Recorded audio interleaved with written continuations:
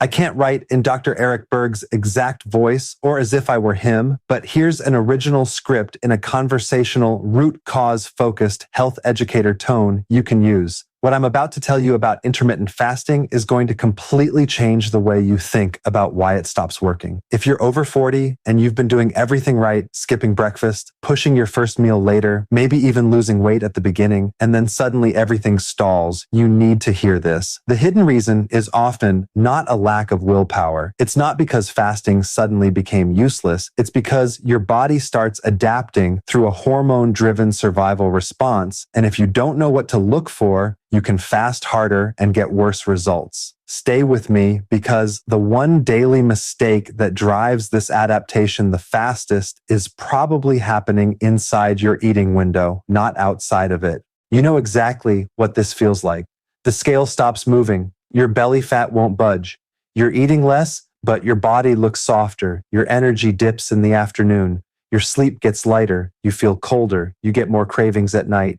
Maybe your fasting blood sugar is even a little higher in the morning, which makes no sense because you're eating less often. And then someone tells you to just fast longer. But if you've been doing intermittent fasting for a few months and it's not working the way it did in the beginning, that frustration is real. Right now, according to the CDC, more than 115 million American adults have prediabetes, and 8 in 10 don't even know they have it. So a lot of you are walking around with silent insulin resistance while being told your labs are fine, even though you know something is off. And here's the scary part. By the time standard blood sugar finally looks abnormal, the metabolic stress has often been building for years. You've probably tried cutting calories. You've probably tried eating less fat or less carbs or both.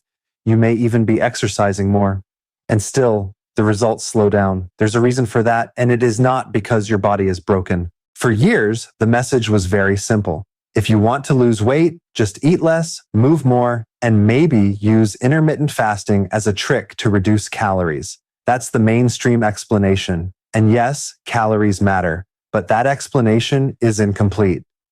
A 2022 trial published in the New England Journal of Medicine found that time-restricted eating was not more beneficial than daily calorie restriction for reducing body weight, body fat, or metabolic risk factors when calories were already being controlled. In other words, fasting by itself is not magic. It is a tool. And if you use that tool without understanding your hormones, stress response, circadian rhythm, and the quality of your meals, it can plateau. A 2025 review in BMJ came to a similar conclusion. Intermittent fasting often gives similar benefits to continuous calorie restriction, with only modest differences depending on the method and the duration. So, if you were told that simply extending the fasting window longer and longer is the answer, that is not what the research shows.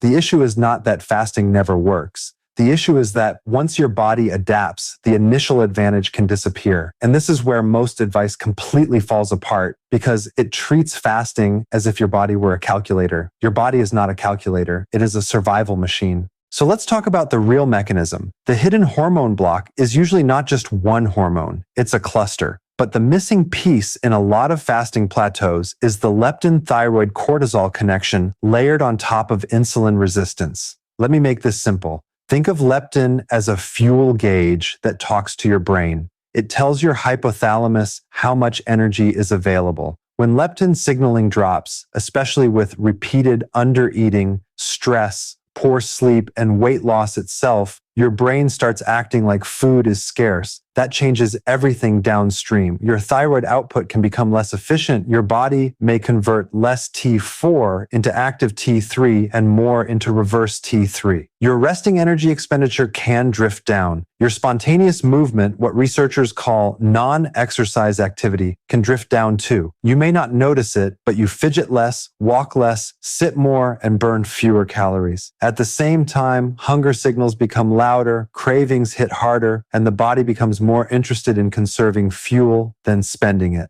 This is not just theory. Research in the Journal of Clinical Investigation has shown that falling leptin during fasting is involved in neuroendocrine adaptation, including changes in the thyroid axis. Human fasting studies have shown that when leptin drops, the body shifts toward conservation. A review on fasting and hormones published in Endocrinology and Metabolism reported that fasting can increase cortisol secretion and lower circulating T3, even while TSH may not change much. That is a very important point because many people are told their thyroid is normal just because TSH is in range. But if your free T3 is drifting down and your body is adapting to perceived scarcity, you can feel the slowdown even before a standard screen catches anything. Now add cortisol to the picture. Cortisol is not evil. You need it. It helps you wake up, mobilize energy, and respond to stress. But when you combine aggressive fasting with poor sleep, too much caffeine, emotional stress, overtraining, or not enough nutrients, cortisol can stay elevated at the wrong times. And cortisol has a complicated relationship with blood sugar and belly fat. It can increase glucose output from the liver. It can make you hungrier later. It can push you towards storing fat centrally when it stays dysregulated. Cleveland Clinic notes that cortisol is one of the hormones that can affect visceral fat, the deep belly fat associated with cardiometabolic risk. So if you're fasting all day, wired on coffee, under eating protein, staying up late, and then eating a large dinner at night, you may think you're being disciplined, but metabolically, you may be training your body into a stress adaptation loop.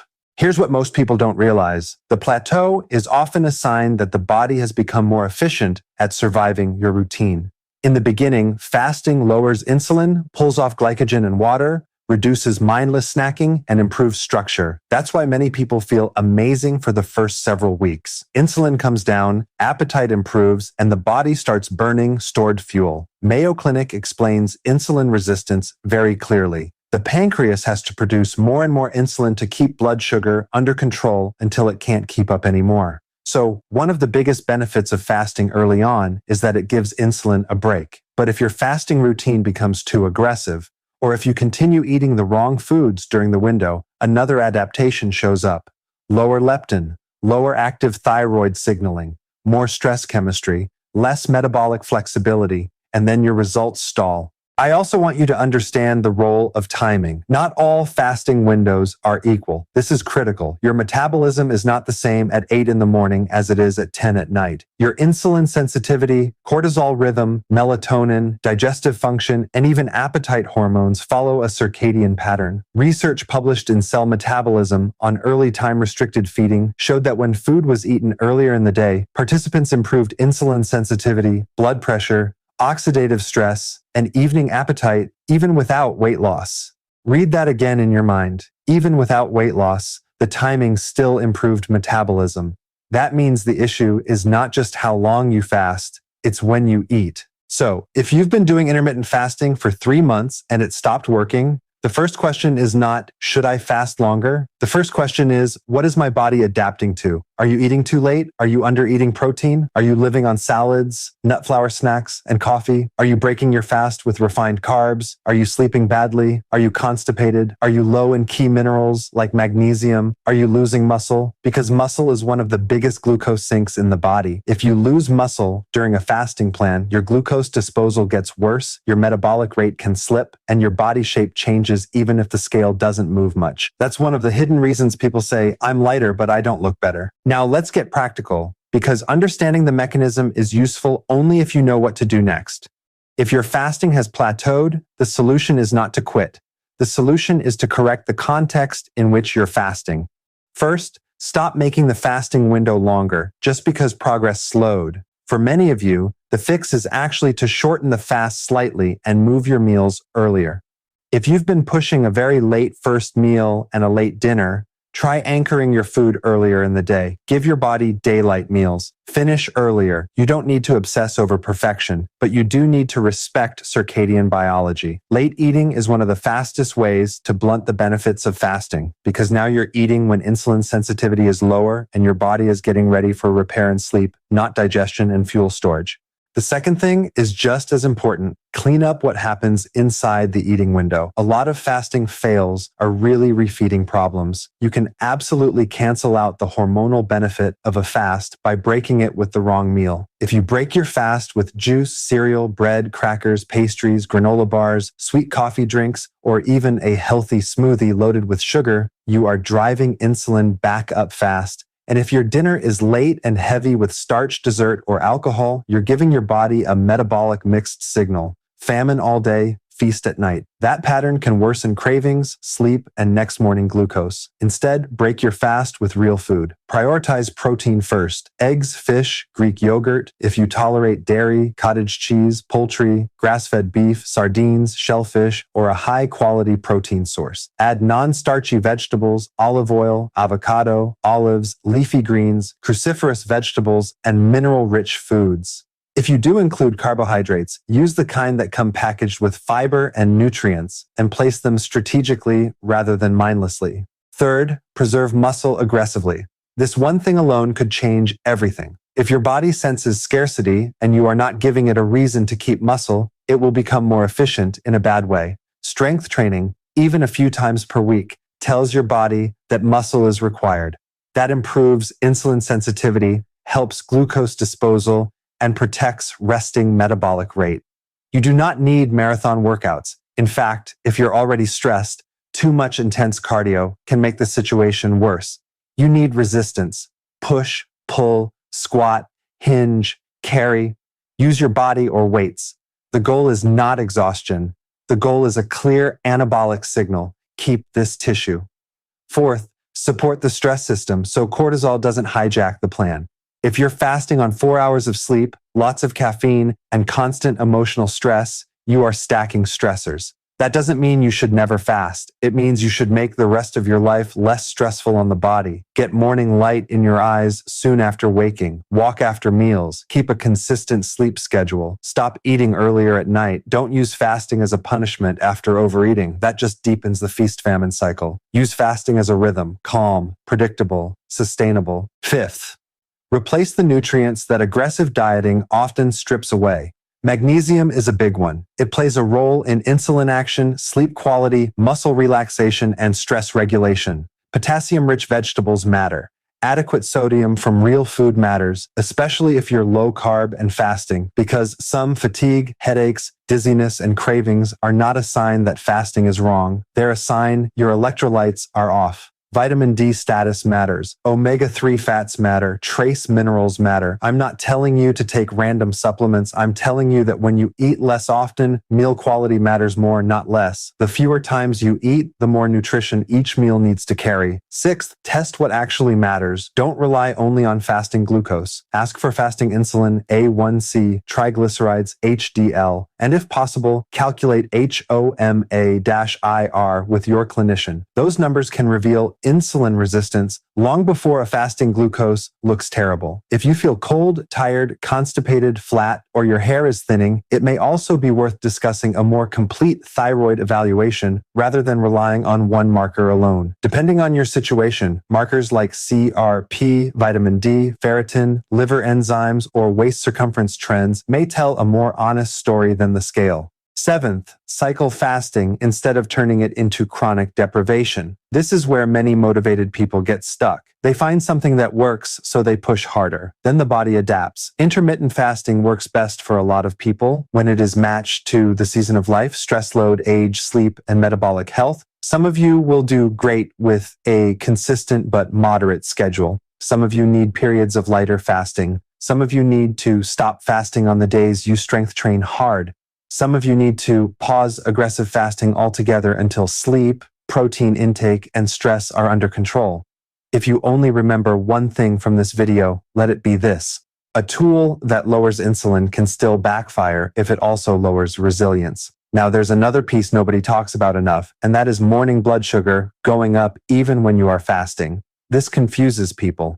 They assume fasting made them worse. Sometimes what you're seeing is the liver responding to stress hormones and the dawn phenomenon, where cortisol and other signals push glucose up in the morning. If your overall insulin is improving and your meals are better timed, that can settle down. But if your fasting routine is stress heavy and sleep poor, morning glucose can stay stubbornly elevated. That is why context matters so much. A meter gives you a number. Hormones explain the story behind the number. And let's talk about age, because if you're over 50, this matters even more. As you get older, you naturally become more vulnerable to muscle loss, lower metabolic flexibility, poorer sleep, and thyroid sluggishness. That does not mean fasting is bad for you. It means fasting has to be smarter. If you are older, protein becomes more important, not less. Resistance training becomes more important, not less. Recovery becomes more important, not less. A younger person can get away with sloppy fasting. You may not. And if you're postmenopausal or already under a lot of stress, your tolerance for aggressive fasting may be lower than someone else's. You are not failing. Your context is different. So what does a better fasting setup look like? It looks like this. You wake up at a consistent time. You get sunlight. You don't immediately slam stress into your system. Your meals happen earlier, not later. Your first meal contains protein and nutrients, not sugar. You stop grazing. You walk after eating. You lift weights regularly. You eat enough to recover. You stop using fasting to compensate for junk food. You stop trying to win an endurance contest against your own biology. And then instead of fighting your hormones, you work with them. Now, I promised you the number one thing that can completely block your intermittent fasting results after the first few months, and here it is: eating too late in the day and too much of the wrong food in that late eating window. That is the daily mistake. Not fasting for too short a time, not being weak, not lacking discipline, late eating. Because when you delay food all day and then crowd your calories into the evening, you create the exact hormonal setup that promotes poor sleep, more cravings, worse glucose handling, and a stronger conservation response. This is why some people say, I only eat once a day, but I'm not getting leaner. It's not just the fasting window, it's the timing of the refeed and what the refeed contains. Earlier time-restricted eating is often the metabolic unlock. The cell metabolism research is very clear on this. When eating aligns better with circadian rhythm, metabolic markers improve even without weight loss. That is a huge clue. So if intermittent fasting stopped working for you after 3 months, don't panic and don't assume fasting is overhyped. Ask a better question. What hormone adaptation am I triggering? Is insulin still the main problem, or have leptin, thyroid signaling, cortisol, sleep, muscle loss, and meal timing now become the limiting factors? Because once you solve that, fasting can start working for you again, not by doing more of it, but by doing it in a way your body can actually trust. Your body is not trying to sabotage you. It is trying to protect you. And when you understand that, everything changes. If this helped you, share it with someone who's frustrated and blaming themselves, because they may be one shift away from finally breaking through. And if you want to go deeper, the next thing to learn is how to lower insulin without lowering your metabolic rate, because that's where real long-term progress happens. Remember, your body has an incredible ability to heal and rebalance when you give it the right inputs, the right timing, and the right signals. See you in the next video.